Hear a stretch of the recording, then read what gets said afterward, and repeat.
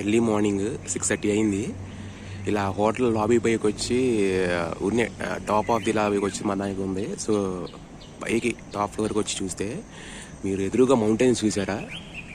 మౌంటైన్స్కి clouds ఆనుకుని touch చేసి వెళ్తున్నట్టు ఎంత బ్యూటిఫుల్గా ఉందంటే, సో చాలా బాగుంది. నాకైతే అసలు నా ఫీల్ అసలు ఇక్కడ దూరం నుంచి చేస్తున్నాను, అంత మ్యాక్సిమం క్లియర్గా చూపించడానికి ట్రై చేస్తున్నాను. కాకపోతే మళ్ళీ వెళ్ళేటప్పుడు ఏమన్నా ఉంటే ట్రై చేస్తాను షూట్ చేయడానికి. సో అది. అందరికీ నమస్కారం, గుడ్ మార్నింగ్. ఇప్పుడు టైము 8 అయింది మార్నింగ్. ఇవాళ వచ్చేసి 22వ రోజు థాయిలాండ్లో 22వ రోజు ఇవాళ మార్నింగ్. సో ప్రస్తుతం నేను చియాంగ్ మాయ్ బస్ టెర్మినల్ 3లో ఉన్నాను. ఇక్కడ నుండి నేను చియాంగ్ రాయ్ వెళ్తున్నాను ప్రస్తుతం. యాక్చువల్గా మార్నింగ్ 7 o'clock బస్ క్యాచ్ చేద్దాం అనుకుంటే అది ఆల్మోస్ట్ ఫుల్ అయిపోయింది. సో 8:45 ఇమీడియట్ బస్ అంటే నెక్స్ట్ బస్కి బుక్ చేస్తున్నాను. టికెట్ ప్రైస్ వచ్చేసి 206. ఆన్లైన్లో అయితే ఒక 20 baht ఎక్స్ట్రా అవుద్ది. సో నేను ఇక్కడికి వచ్చి బుక్ చేసుకుంటే కౌంటర్లో 20 baht తగ్గుద్ది, అంతే తేడా. బస్సెస్ రోజుకి ఒక 15 నుండి 16 సర్వీసులు దాకా ఉన్నాయి. గ్రీన్ బస్ మొత్తం వేల్దే హవా. ఇక్కడ చియాంగ్ మాయ్ నుండి చియాంగ్ రాయ్ బస్సులో వెళ్దాం అనుకునే వాళ్ళు టెర్మినల్ నెంబర్ 3కి వచ్చేసి గ్రీన్ బస్ది కౌంటర్ ఉంటుంది, అక్కడ వచ్చేసి తీసేసుకోవడం. నేను మొత్తం ఎంక్వైరీ చేసి చెప్తున్నాను, ఇంకా వేరే బస్సులు ఎక్కడ ఉండవు. వాళ్ళు వచ్చేసి 206 bahts చేస్తారు. ఆన్లైన్లో కూడా fair.th అని ఉంటుంది యాప్ కానీ ఆన్లైన్లో అకౌంట్ క్రియేట్ చేసుకుని just within 30 seconds account create చేసుకోవటం, ఈమెయిల్ ఐడి పాస్వర్డ్ ఇచ్చేసి. అయితే 20 bahts ఎక్స్ట్రా పే చేయాలి, అంతే. 227 అలా అవుద్ది. సో వివరాలకు వచ్చేసి చియాంగ్ మాయ్ నుండి చియాంగ్ రాయ్ వెళ్తున్నాం. ఇది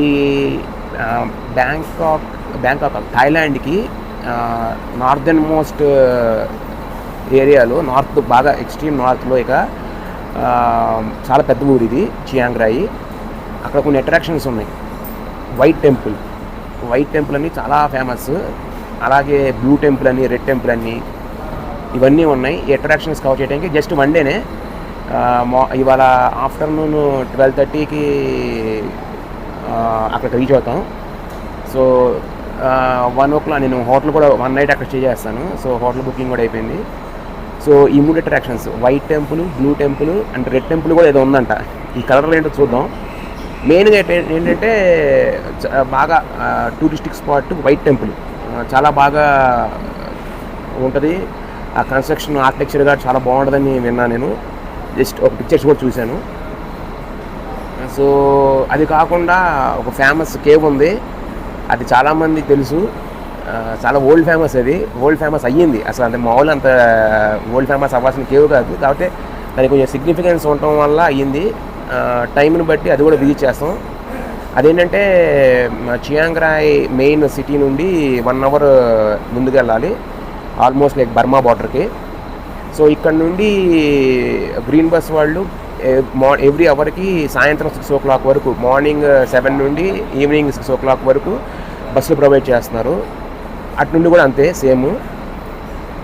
ఇక్కడ నుండి డబల్ డక్కర్ బస్సులు ఉన్నాయి. ఇవన్నీ ఏంటంటే కంప్లీట్ మనకి నాకౌన్ రచ్చసీమ అని చెప్పేసి మనకి వెస్ట్ ఆఫ్ థాయిలాండ్కి బస్సులు ఉన్నాయి.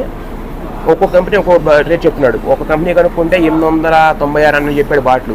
ఇంకో కంపెనీ కనుక్కుంటే 642 అన్నాడు. 642 bahts. సో మీరు బస్ స్టాండ్కి వచ్చినప్పుడు, మీరు ఏదైనా ఊరు వెళ్ళాలనుకున్నప్పుడు అక్కడ టూర్ ఆపరేటర్స్ ఉంటారు అన్నమాట. ఇక్కడ గవర్నమెంట్ బస్సులు కూడా ఉంటాయి కానీ బట్ ఎక్కువ టూర్ ఆపరేటర్సే. గవర్నమెంట్ బస్సులు చాలా మైన్యూట్, చిన్నగా అరుదు బాగా. సో మీరు ఏంటంటే మీరు కావాల్సిన ఊరిని సెలెక్ట్ చేసుకుని ఏదైతే వెళ్తున్నారో ఆ ఊరికి కౌంటర్ రాసి ఉంటుంది, ఇంగ్లీష్లో రాసి ఉంటుంది, ఆయా భాషలో రాసి ఉంటుంది. సో వెళ్ళి ప్రతి ఒక్క కౌంటర్కి రేట్లు తెలుసుకోండి ఫస్ట్. సో రేట్లు తెలుసుకుని ఎవరు కంఫర్టబిలిటీ అంటే ఇప్పుడు ఏమో ఇదంతా గోల్డ్ క్లాస్ అంటారు.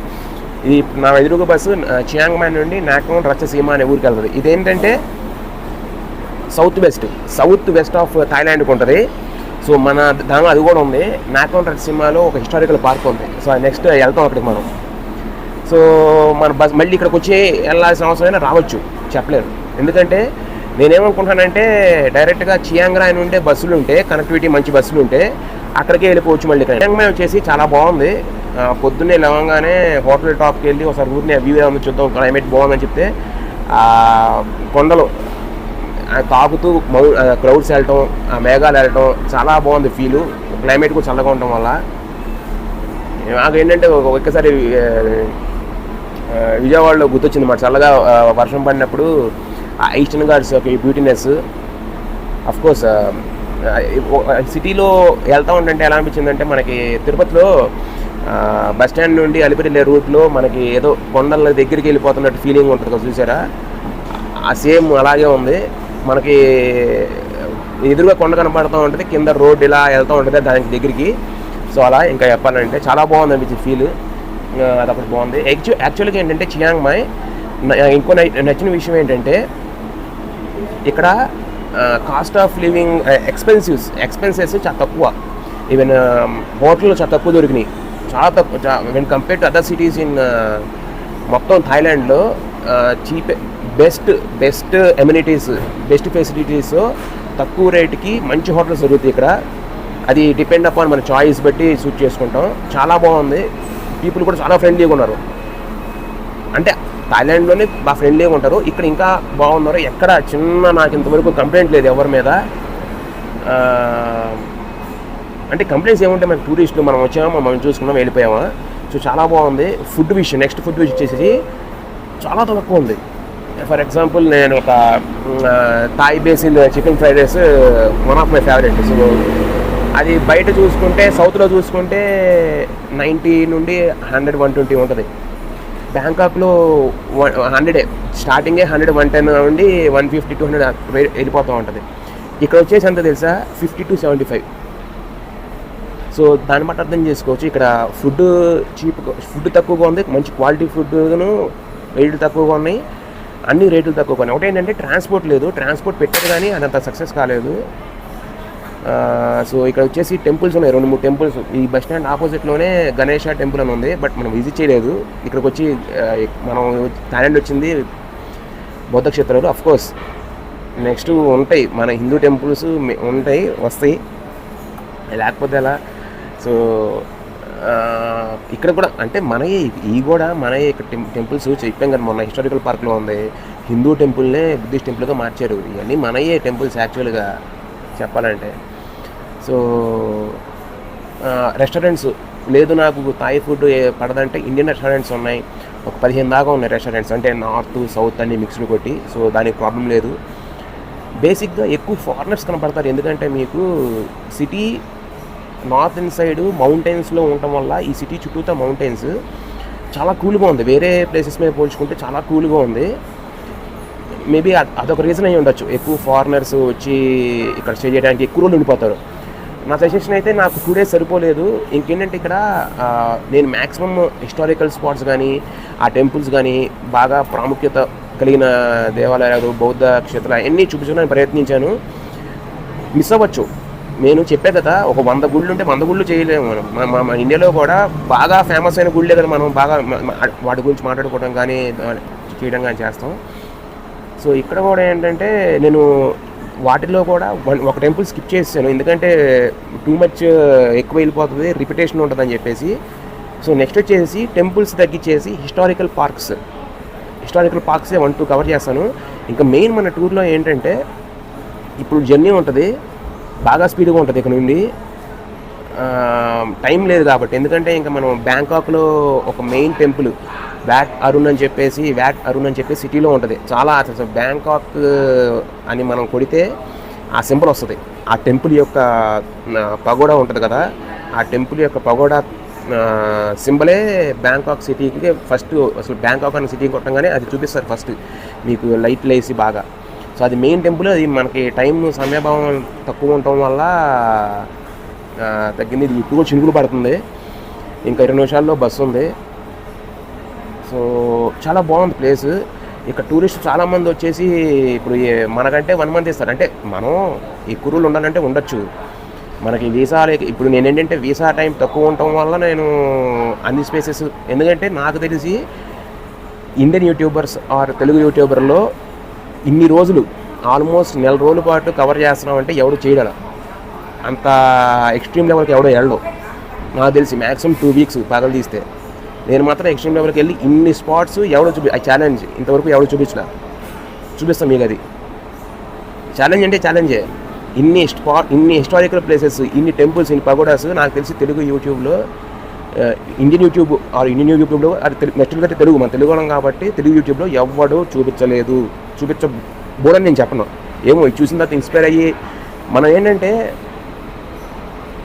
నాదేంటంటే చాలామంది ఓకే ఇన్ని ఉన్నాయి మీకు హెల్ప్ఫుల్గా ఉండొచ్చు వచ్చి చూడండి అని ఇన్స్పైర్ చేయడానికి ఫస్ట్ ఆఫ్ ఆల్.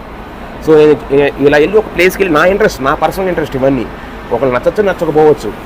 సో ఇదేంటంటే ఏమో తెలుసుకుంటానికి, కొంతమందికి ఇన్ఫర్మేషన్ తెలుసుకుంటానికి ఇది ఉపయోగపడవచ్చు. సో అది నా మెయిన్ ఇంటెన్షను.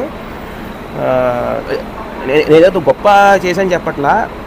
నేను లోకల్ ట్రాన్స్పోర్ట్ లేదంటే ఇక్కడ వీరికి రెంటల్ బైక్స్ పట్టుకుని మ్యాక్సిమం ఎన్ని ప్లేసెస్ కవర్ చేయగలమో థాయిలాండ్లో అన్ని ప్లేసెస్, అన్ని డైరెక్షన్స్ కవర్ చేసాం. అంటే థాయిలాండ్లో మెయిన్ ఏంటంటే సౌత్లోనేమో అంతా టూరిస్టిక్ బాగా విజిట్ చేసే స్పాట్లు అనమాట, ఎంజాయ్ చేసి వెళ్ళిపోయే స్పాట్లు. ఫుకెట్, కోయి సమ్య కానీ. సెంట్రల్ బ్యాంకాక్ కూడా అంతే. ఆ బెల్ట్ ఉంటుంది, సన్నగా తీగలాగా ఉంటుంది. అక్కడ అంత ఏం ఉండదు చుట్టాకి. ప్లస్ పైకి చేసిన తర్వాత మెయిన్ థాయిలాండ్ ఆయుపట్ అంతా central to western part of థాయిలాండే బాగా ఇది పాపులర్. ఎందుకంటే చాలా హిస్టారికల్ ప్లేసెస్ కానీ బాగా సిగ్నిఫికెన్స్ ఉన్న పగోడాస్ కానీ అన్ని west side. Chiang Mai west side ఉంటుంది, north and west part. So east of Thailand అంత ఎక్కువ స్పాట్స్ ఉండవు. మళ్ళీ సౌత్ ఈస్ట్ మంచిగా ఉన్నాయి. Central or south east of Thailand చాలా ప్లేసెస్ ఉన్నాయి, సిగ్నిఫికెన్స్ ఉన్నాయి. ఎందుకనో north east or eastern part of కొంచెం నార్త్ ఈస్ట్ అటు సైడ్ అన్ని ప్లేసెస్ లేవు. సో అటు మనం వెళ్ళాం, సిగ్నిఫికెన్స్ లేకపోతే ఎందుకు వెళ్తాం, టైం వేస్ట్ చేసుకుంటాం అయితే. సో అది మనం కవర్ చేయము. ఇప్పుడు ఏంటంటే నేను కోన్ కాయన్ అనే ఊరు నెక్స్ట్ వెళ్తాము చియాంగ్ రాయ్ తర్వాత. అక్కడ నుండి కవర్ చేసుకుంటా ఇక సౌత్కి వెళ్ళి Pattaya is the last destination in Thailand. నేను చూపించినవి కాకుండా ఇంకా వచ్చి టూరిస్టిక్గా ఎంజాయ్ చేయాలి అనుకుంటే జిప్ లైన్ అడ్వెంచర్స్ ఉన్నాయి, బంగీ జంప్స్ ఉన్నాయి. ఏదో ఆల్మోస్ట్ 30-35 ఇయర్స్ ఉన్నాయి బంగీ జంప్స్ ఉన్నాయంట. సో ఎంటైర్ థాయిలాండ్ మొత్తంలో ఇంకో సజెషన్ ఏంటంటే మీరు ఎలిఫెంట్ శాంచురీస్ విజిట్ చేయాలనుకుంటే యాక్చువల్గా టూర్లో ఉందని అనుకున్నాను, బట్ దానికంతా ఒక రోజు కేటాయించాలి.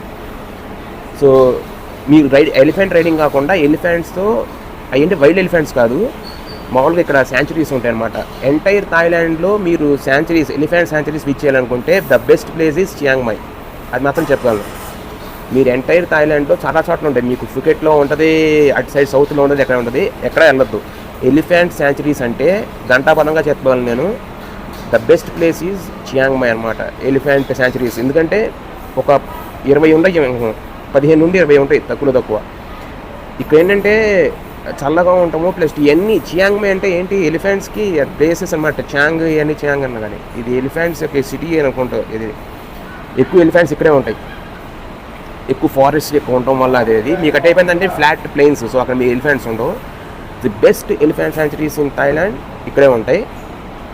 సో హాట్ స్ప్రింగ్స్ అంటే మీకు ఎలా చెప్పాలి, ల్యాండ్ మీద వాటర్ బాయిల్ అవుతుంటాయి.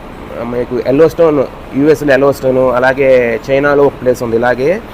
అంటే వాల్కెనోస్, ల్యాండ్ మీద వాల్కెనోస్ బాగా కింద ఉండి ఇప్పుడు మిలియన్ ఇయర్స్ బ్యాక్ ఇలా బస్ట్ అవుట్ అయ్యి అలా ఉండిపోయి కిందకి ఇప్పుడు గీజర్స్ లాగా, మన హాట్ గీజర్స్ అంటాము, లేకపోతే న్యాచురల్ హాట్ స్ప్రింగ్స్ అంటాం, అలాంటివి ఉన్నాయి చిన్నవి. బట్ నాకు అది ఎగ్జామ్ పంపించలే. 200 బాటిల్ చెప్తున్నారు. ఒకటి టైం సెన్స్ ఒకటి, ప్లస్ అది నా ఎగ్జామ్ చిన్నవి అవన్నీ చూడాలంటే చెప్పే కదా. చైనాలో ప్లేస్ ఉంది, ప్లస్ యూఎస్లో ఎల్లోస్టోన్ ఈజ్ ద బెస్ట్ అసలు, అది వేరే విషయం. సో ఇక్కడ అవి ఉన్నాయి చూడాలనుకుంటే. ప్లస్ క్యూజైన్స్, డిఫరెంట్ ఫుడ్ ట్రై చేయాలంటే క్యూజైన్స్ ఉన్నాయి, చాలా బాగున్నాయి. ఫుడ్ చెప్పే కదా, వెన్ కంపేర్ టు థాయిలాండ్ ఇక్కడ చీప్ ఉంది కదా. ఎందుకని మరి సిటీ బాగుంది, నాకు నచ్చింది, బాగుంది. చెప్పే కదా ఆ క్లౌడ్స్ అంతా చూసి. ఇక్కడ ఏంటంటే చియాంగ్మాయిలో కూడా చియాంగ్మాయి వెస్ట్ పార్ట్ రివర్ ఉంటుంది, పింగ్ రివర్ అనే ఉంటుంది. రివర్ పేరు పింగ్ రివర్ అనే పక్కన అక్కడ నుండి మొదలవుతుంది అనమాట సిటీ. పింగ్ రివర్ ఇదంతా ఇప్పుడు టెర్మినల్, రైల్వే స్టేషన్ ఇవన్నీ కూడా సిటీకి ఈస్ట్ సైడ్ ఉంటాయి, పింగ్ రివర్కి ఈస్ట్ సైడ్ ఉంటాయి. పింగ్ రివర్కి వెస్ట్ సైడే మొత్తం బాగా డెవలప్డ్. చెప్పాలంటే చియాంగ్మాయి పింగ్ రివర్కి వెస్ట్ సైడ్ ఉంటుంది, అదంతా బాగా డెవలప్డ్గా ఉంటుంది. మాల్స్ ఉన్నాయి, 2-3 మాల్స్, మాయా మాల్ అని, సెంట్రల్ ఎయిర్పోర్ట్ ప్లాజా మాల్ అని ఉన్నాయి. అంటే పెద్ద ఊరేం కాదు ఇది, తిప్పి కొడితే విజయవాడ అంతా కూడా లేదు చెప్పాలంటే. మేబీ గుంటూరుకి అటు ఇటుగా ఉంటుందేమో, అంటే గుంటూరు చెప్పలేం. సో చిన్న ఊరే, మంచి ఎక్స్ప్లోర్ చేయొచ్చు. ఈ ఇంటర్నేషనల్ ఎయిర్పోర్టు ఇదేంటంటే ఆఫ్టర్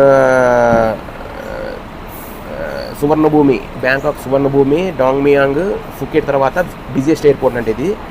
సో చాలామంది డైరెక్ట్గా దిగేస్తారు ఫారినర్స్. ఎక్కువ ఫారినర్స్ స్పెండ్ చేయడానికి కారణం ఏంటంటే వాళ్ళకి అనువుగా ఉంటుంది, కొంచెం కూల్గా వెన్ కంపేర్ టు మీకు స్వెట్టింగ్ తక్కువ. నేను అది ఫీల్ అయ్యాను, ఎందుకంటే కింద ఉడికిపోతూ ఉంటుంది. ఇక్కడ కూర్చున్న తర్వాత కొంచెం హిల్ స్టేషన్ కాబట్టి చెప్పే కదా 4300 అడుగుల్లో సీ లెవెల్కి 4300 అడుగుల్లో ఎత్తులో ఉన్నాం మనం ప్రస్తుతం. సో అది మెయిన్ కారణం.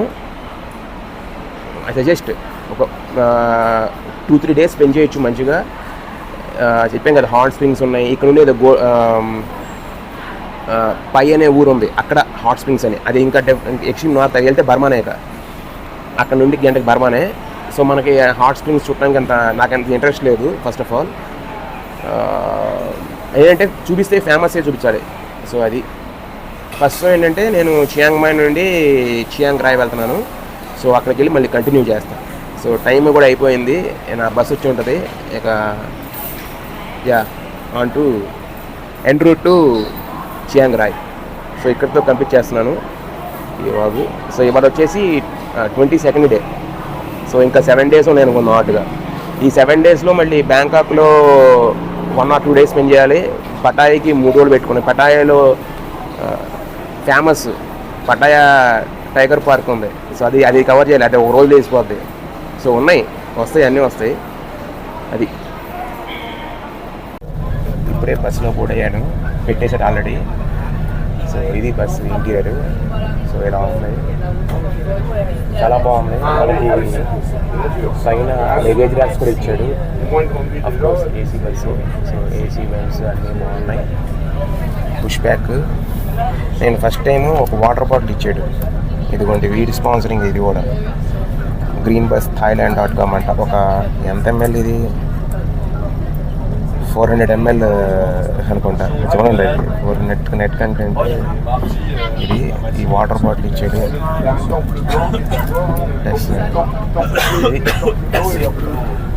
ఇంటీరియర్ వెనకమాల రెస్ట్ రూమ్ లాగా ఏదో ఉంది, బట్ తెలీదు. కానీ క్యాబిన్ లాగా ఉంది. మొత్తం ఇది 33 సీటింగ్. సో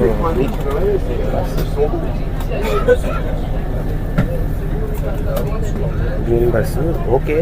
మరి అంతా పుష్ బ్యాక్ అంతా బాగానే ఉంది. ఎలక్ట్రికల్ వెంట్స్ ఇచ్చాడేమో చూస్తున్నా. అదే మనకి ఛార్జింగ్ కోసం ఏమన్నా ఉందేమో అనే అవకాశం. బట్